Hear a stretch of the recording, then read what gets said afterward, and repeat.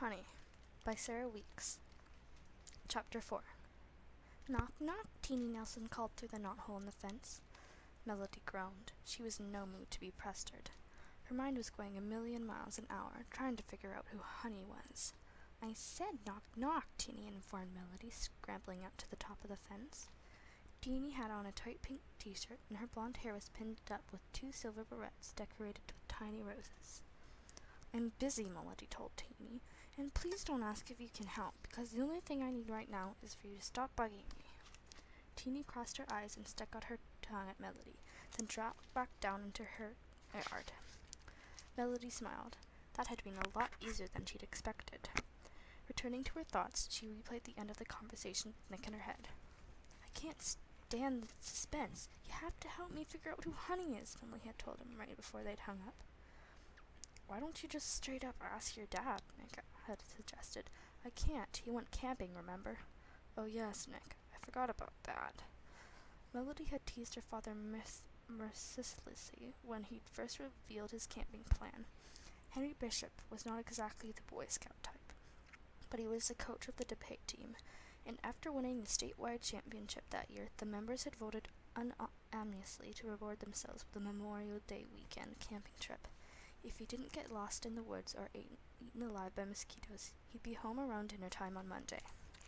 Grandpa had fallen asleep in front of the TV watching CNN, and Nick couldn't come over until he'd finished his weekend chores, so Melody decided she might as well take another stab at pulling dandelions while she waited for Nick to arrive. It had rained a little the night before, softening up the ground, and she was finding it a lot easier to work the fork into the lawn. Having loosened a large dandelion plant, she held the jagged green leaves to one side with her left hand and carefully worked the fingers of her right hand down into the dirt until she felt the top of the root through her glove. Wrapping her hand around it, she gave a firm tug. This time the plant popped out of the ground with such force that she fell over backward in a shower of dirt. Eureka! She shouted, holding the dandelion aloft with the hairy brown root still attached. No sooner had she set her hard-won prize aside and picked up the fork again that one of the fence boards squeaked and swung aside. Before Melody could say anything, Teeny Nelson squeezed through the gap and stepped into the yard. What Melody had earlier taken to be a pink t-shirt turned out to be a short-sleeved leotard. Teeny also had on matching tights, which bagged at the ankles, and a little pink tutu that encircled her stout middle. On her feet she wore pink leather ballet slippers held on with narrow bands of elastic. Mama got her fingernails painted for free this morning, Teeny announced. Fascinating, said Melody, jamming the fork into the ground beside another dandelion and working it back and forth. Undeterred, Teeny babbled on. Bibi gave me a root beer dum-dum, and she let me pat her dog, too. Melody pulled the second dandelion plant out and tossed it on top of the first one. Who's Bibi? She asked. She's the tall lady with macaroni hair and orange toenails, said Teeny. Thanks, said Melody. That really helps narrow it down. Her sarcasm sailed over Teeny's head like a frisbee. Mama says if I'm a good girl, next time I can get my fingernails painted too. Mama got number 32, but when it's my turn, I'm either going to get number 14 or number 54. Why do the colors have numbers? Asked Melody as she pulled out a third plant and tossed it on the pile. Now that she was getting the hang of it, it was actually kind of satisfying. Beats me, said Teeny. Want to see me do a trick? She reached into the waistband of her tutu and pulled out a yo-yo. No thanks, said Melody. Want to see me pop the clutch? Asked Teeny. No, Melody told her. Want to see me walk the dog? Still no. Come on, Teeny whined, stamping her foot. Watch me do a trick.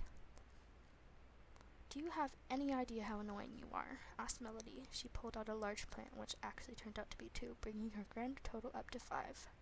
Mama says I can't help it. I was born annoying, Teeny told her. That would explain things, all right, said Melody. Teeny wiped her nose with the back of her hand, then stuck her middle finger through the loop of the end of the yo-yo string and let it drop. It hung for a moment suspended just above the grass, then whizzed back up to her palm with a soft thwip. Mrs. Armstrong's mother dropped her teeth down the dispose all by accident and had to buy a whole new set, Teeny reported, releasing and catching the yo-yo again. Whoop! And Emily Barber's husband has a piece of bullet stuck in his shin bone. Who shot him? Melody asked. Beats me, but Abby Gable's appendix burst, and the Lebson family is expecting another visit from the stork. Whoop. Do you even know what that means? Melody asked Teeny. No, but Wrigley's is having a sale on Miracle Whip, and it looks like Henry's been bitten by the love bug. Melody froze. What did you just say? She asked. Wrigley's is having a sale on Miracle Whip. No, said Melody. The other thing. It looks like Henry's been bitten by the love bug. Melody's heart did a little somersault. Who told you that? She asked. Beats me, said Teeny. Rising up on her toes, she began to twirl. Well, where did you hear it? Teeny stopped twirling. Melody could almost hear the gears turning inside her little head. Then a sly smile slid across her head, like butter in a warm pan. Give me a turn with that ding-dong fork, and I'll tell you where I heard it, Teeny said. An upstairs windows next door banged open, and Mrs. Nelson stuck her head out. Even from a distance, Molly could see that her fingernails were painted a vibrant red. Uh-oh, Teeny muttered under her breath. Christina Marie, shouted her mother. What did I tell you about going into other people's yards? I have to be invited first, Teeny mumbled, kicking at the grass with the toe of her pink ballet slippers. Excuse me? Teeny threw back her head and yelled at the top of her lungs. I have to be invited first, or else I get a spanking. When Melody's father was angry, he got very quiet, but he never threatened to spank her, let alone actually done it. The miserable look on Teeny's face told a different story. It's okay, Mrs. Nelson, Melody called up to Teeny's mother. I invited her. Teeny was so surprised, her eyes looked as if they might pop out of her head and roll around the yard like a couple of hard-boiled eggs. Did you hear that, Mama? She cried. I'm invited. I heard, said Teeny's mother. Now get over here, for golly's sake. It's already 7:30. Roxanne's going to be here any minute to drive you and Julia to ballet, and you know how she hates to wait. Mrs. Nelson ducked her head back inside and slammed the window shut. Well, said Melody. Well, what? Asked Teeny. Are you going to tell me where you heard that thing about Henry and the love bug or not? Teeny considered holding out a little longer for a turn with a weed fork, but they both knew Melody had just saved her from a spanking. Okay, said Teeny. I'll tell you. The window next door banged open again. By the time Mrs. Nelson stuck her head out, Teeny was already shooting across the yard like a pink comet. Wait, Melody shouted after her. Tell me where you heard it first. Teeny had reached the fence. She took hold of the loose board and swung it to the side, but right before she just moved the gap, she turned and called back over her shoulder, At the beehive! Chapter 5. Ever since Bibi Churchill was a little girl, putting curlers in her doll's hair and coloring in their fingernails with markers, she dreamed about having her own beauty salon. She even had the name picked out. After high school, Bibi entered the Indiana School of Beauty, quickly rising to the top of her class.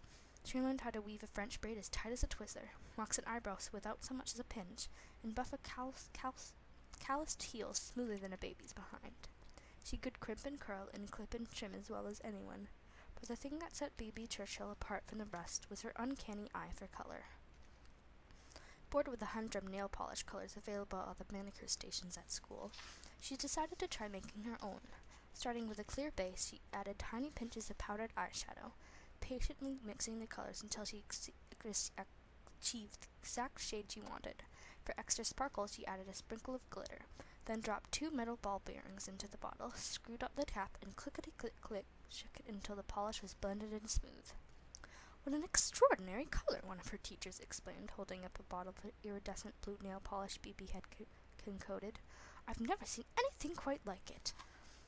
A proud graduate of the Indiana School of Beauty, Bibi Churchill returned to Cloverhitch to be near her family. She rented a cabin by the river and took a job as a shampoo girl at the only salon in town. Hair today, gone tomorrow.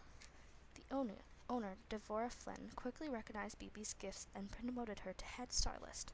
For the next 14 years, Bibi saw to the beauty needs of the fine citizens of Cloverhitch, whether coaxing a reluctant child into the chair for a first haircut or putting the finishing touches on a nervous bride-to-be. Bibi had a way of putting her customers at ease. Her appointment book was always full and her styling chair never empty.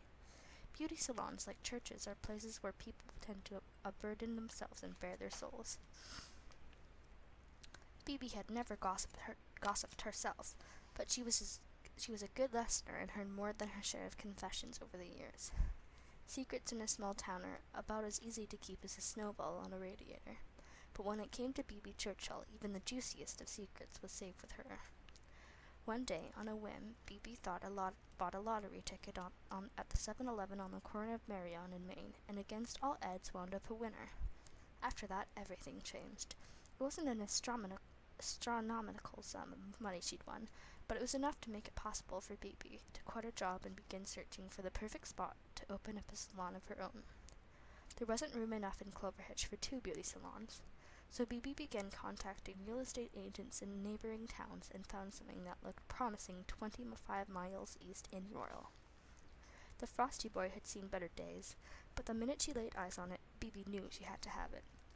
Mabel Matthews, the real estate agent who'd arranged to meet Bibi and show her around the place, couldn't have been more pleased. "Shall we go back to the office and get the paperwork started?" she suggested, eager to strike while the iron was hot. Bibi hesitated. "I need to make a phone call first," she said. Mabel stepped outside to give Bibi some privacy. The phone call Bibi Churchill made that afternoon lasted only a few minutes, but by the time she hung up the phone, she'd been entrusted with another secret. "Mabel," Bibi called out when she was done, "would you come in here, please?" Mabel was certain Bibi was about to tell her she changed her mind, and why wouldn't she? The place was practically falling down.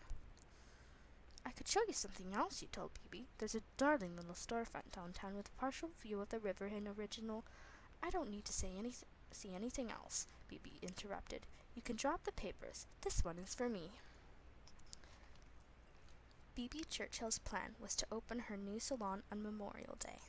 There was a lot of work to be done before then, but Bibi could hardly wait to roll up her sleeves and get started. The previous owner had built a cozy little apartment behind the ice cream parlor. After all the major repairs and renovations had been completed, Bibi and her 10-year-old French bulldog, Mo, moved in quickly and made themselves at home. Every morning at 8 o'clock sharp, an army of workers would arrive with toolboxes in hands. And at 5 o'clock sharp, they would climb back in their trucks and drive away. Bibi worked right alongside them. When they left, she would start dinner and take Mo for a walk. Later, after the dishes had been washed and set to dry, she'd sit down at the kitchen table and make nail polish. Bibi had decided her salon would feature only homemade polishes. She spent more than she really should have on beautiful antique glass cabinet to hold them. According to her calculations, it would take exactly 100 bottles to fill the shelves, and she wanted them all to be ready by opening day. It had been quite some time since Bibi Churchill had made a polish, and her first few attempts were a bit lackluster, but after a while she got the hang of it again, and soon the shelves began to fill with an amazing array of one-of-a-kind colors: deep reds and playful pinks, tropical oranges and luminous blues, greens, yellows, silvers, and golds. Using a mortar and pestle to grind up the powder, she'd placed a tiny funnel in the mouth of the bottle and spoon in the colors one at a time. Then she'd add the ball bearings and clickety-click-click, shake until it was smooth.